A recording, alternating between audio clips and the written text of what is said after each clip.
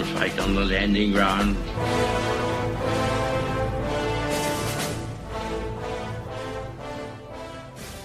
Thank you for joining us. You are listening to A Radio, and this is the Morning Moment.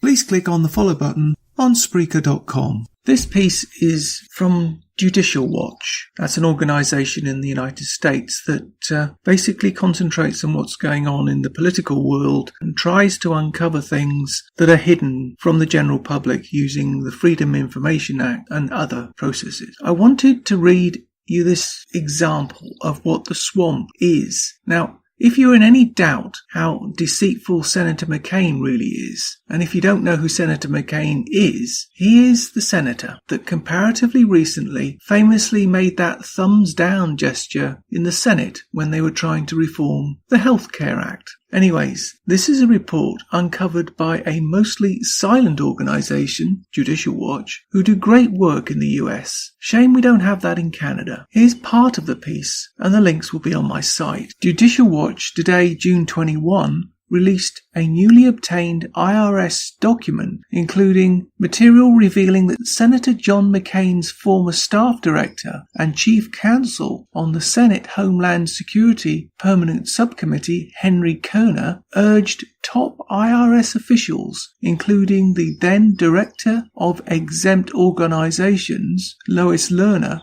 to audit so many that it becomes financially ruinous. Kerner was appointed by President Trump as Special Counsel for the United States Office of Special Counsel. The explosive exchange was contained in notes taken by the IRS employees at an April 13, 2013 meeting between Kerner and Lerner and other high-ranking IRS officials. Just 10 days following the meeting, former IRS Director of Exempt Organizations Lois Lerner admitted that the IRS had a policy of improperly and deliberately delaying applications for tax-exempt status for conservative non-profit groups. Lerner and other IRS officials met with the select top staffers from the Senate Governmental Affairs Committee in a marathon meeting to discuss concerns raised by Senator Carl Levin, Democrat from Michigan, and Senator John McCain,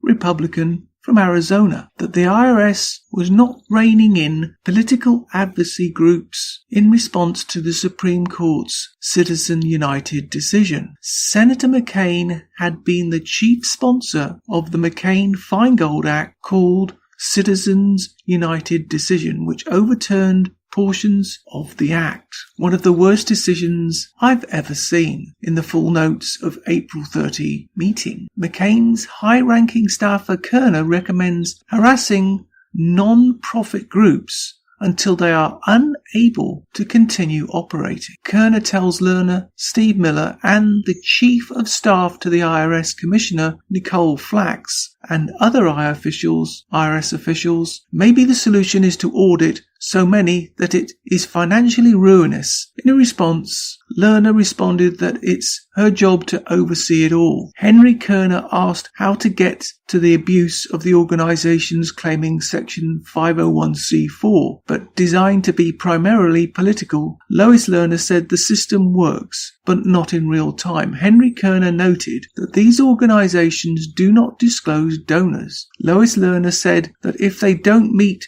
the requirements, we can come in and revoke, but it doesn't happen timely. Nan Marks said if the concern is that the organizations engaging in this activity don't disclose donors, then the system doesn't work. Kerner said maybe the solution is to audit so many that it is financially ruinous. Nicole noted we have budget constraints. Elise Bean suggested using lists of organizations that made independent expenditures. Lois Lerner said that it is her job to oversee it all, not just the political campaign activity. That's quite a mouthful, but anyway, you get the gist. Judicial-Watch previously reported on a 2013 meeting, Senator McCain then issued a statement decrying the false reports claiming that his office was somehow involved in IRS targeting of conservative groups. The IRS previously blacked out the notes of the meeting, but Judicial-Watch found the notes among subsequent documents released by the agency. And the article continues. Now, as I say, that's quite a mouthful, but all you can say about this is thank God for the Freedom of Information Act, and the truth will come out in the end, no matter how hard it is and how difficult they try to make it, and disguise it in some cases.